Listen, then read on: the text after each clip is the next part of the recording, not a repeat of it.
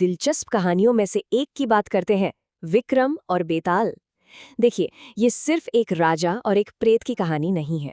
ये कहानी है बुद्धिमानी की, साहस की और धर्म के उन मुश्किल सवालों की जो आज भी उतने ही मायने रखते हैं। पूरी कहानी के दिल में बस एक ही सवाल है, आखिर ऐसा क्यों हुआ कि एक महान प्रतापी राजा को बार बार एक सुनसान शमशान से एक लाश को अपनी पीठ पर लाद कर ले जाना पड़ा। यकीन मानिए, इसी एक सवाल में पूरी कहानी का राज छिपा है। तो कहानी के हीरो हैं राजा विक्रमादित्य। अपने न्याय और बहादुरी के लिए वो दूर दूर तक जाने जाते थे।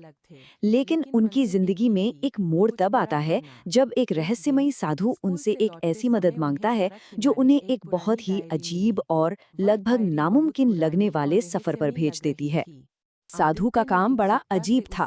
वो चाहता था कि राजा शमशान में एक पेड़ से लटकी लाश को उसके पास लेकर आए। जरा सोचकर देखिए, एक राजा के लिए इससे ज्यादा अटपटा काम और क्या हो सकता है। पर राजा विक्रमादित्य अपने वचन के पक्के थे, तो उन्होंने इस चुनौती को स्वीकार कर लिया। लेकिन जैसे ही राजा उस लाश को पेड़ से उतारते हैं, उन्हें फौरन एहसास हो जाता है कि ये कोई मामूली लाश नहीं है। नहीं, इसके अंदर तो बेताल नाम का एक बहुत ही चालाक प्रेत है और इस खेल के नियम अब वो खुद तय करने वाला था। और यहीं से शुरू होता है बेताल का चक्रव्यूह। हर बार जब विक्रम उसे पकड़ते तो बेताल एक कहानी सुनाता और उसके आखिर में एक पहेली पूछ लेता। अब राजा विक्रमादित्य का धर्म ऐसा था कि वो सच बोलने से खुद को रोक ही नहीं पाते थे, और जैसे ही वो सही जवाब देते, बस बेताल श्राप से आजाद होकर उड़ जाता और वापस उसी पेड़ पर जा लटकता। ये एक ऐसा सिलसिला बन गया जो कभी खत्म ही नहीं हो रहा था। और ये कोई ऐसी वैसी पहेलियां नहीं थी, ये थे धर्म संकट, मतलब ऐसी नैतिक दुविधाएं जो सही और गलत के बीच की बारीक सी लाइन को भी धुंधला कर दें।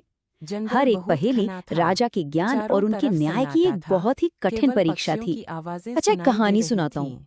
हुआ ये कि एक राजकुमार और उसके दोस्त दोनों देवी को अपना सिर चढ़ा देते हैं। जब राजकुमारी देवी के वरदान से उन्हें जिंदा करने की कोशिश करती है, तो घबराहट में वो गलती से अपने पति का सिर उसके दोस्त के धड़ पर लगा देती है और दोस्त का सिर अपने पति के धड़ पर। तब बेताल राजा से वो मुश्किल सवाल पूछता है, राजन, अब बताइए, राजकुमारी का असली पति कौन है?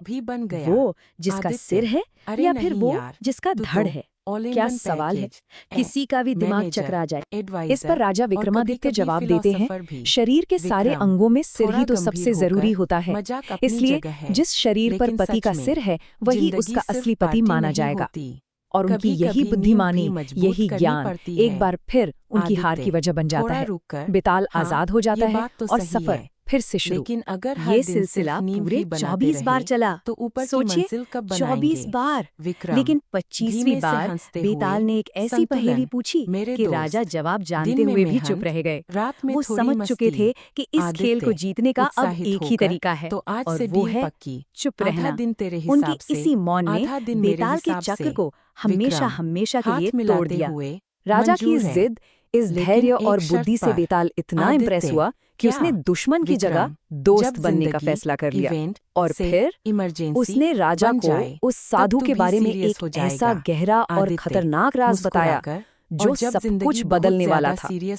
बेताल ने राजा को चिताया, राजन सावधान, वो साधु असल में बहुत बड़ी बड़ी शक्तियां पाने के लिए तुम्हारी बलि देना चाहता है। जब वो तुम्हें प्रणाम करने को कहे तो चालाकी से कहना कि पहले आप करके दिखाइए, और जैसे ही वो झुके अपनी तलवार से उसका सिर काट देना। कुछ दिनों बाद अब बेताल की ये चेतावनी राजा के पास थी। वो साधु के पास पहुंचे। बड़े इवेंट खेल ऑर्गेनाइजर का के पास आखिरी ले दौर जाता है, शुरू हो चुका था। जहां उसे काम का ये मौका मिलता ज्ञान है। और धोखे के दूसरी बीच की तरफ आखिरी विक्रम लड़ाई अपनी थी। प्लानिंग और साधु अनुशासन तो से राजा को उसी देखकर कंपनी में बहुत खुश हुआ। मैनेजमेंट की भूमिका उसने में कहा पहुंच कि जाता अब इस है। लाश को प्रणाम एक करो। दिन बस विक्रम तभी फाइल विक्रम को देखते बेताल हुए, की बात याद ये आ गई। इवेंट बहुत बड़ा उन्होंने है, बड़ी चालाकी कोई से कहा, गलती नहीं होनी मैं तो एक चाहिए। राजा हूँ, आदित्य मैंने आज तक किसी के आगे आत्मविश्वास सिर नहीं से झुकाया है। रिलैक्स, आप ही मुझे ये पहले सिर्फ करके इवेंट दिखाइए नहीं, कि कैसे हमारा करते हैं। सपना है। और बस लेकिन जैसे ही तभी उस कपटी साधु ने अचानक सिर तेज झुकाया, बारिश और राजा बिजली की विक्रमादित्य ने समस्या पूरे एक पल भी इवेंट नहीं को गवाया खतरे में और डाल अपने देती तलवार है। के एक ही वार से विक्रम उसका सिर धड़ घबराकर, से अलग कर मैंने दिया। कहा था इस तरह बैकअप प्लान ताकत से जरूरी नहीं है। बल्कि बुद्धि से आदित्य